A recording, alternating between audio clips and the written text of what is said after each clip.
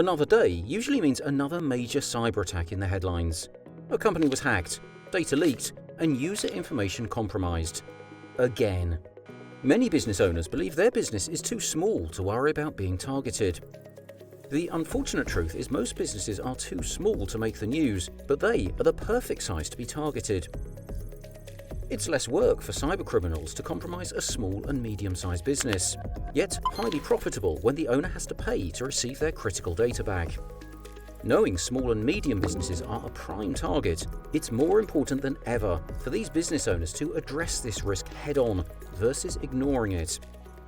That's why we focus on educating and protecting the business professionals in our community.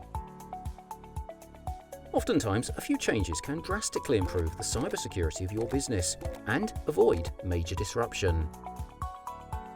Whether you need advice, training, or a full cybersecurity roadmap for your business, we're truly here to help. Book a call today to speak with one of our business cybersecurity experts.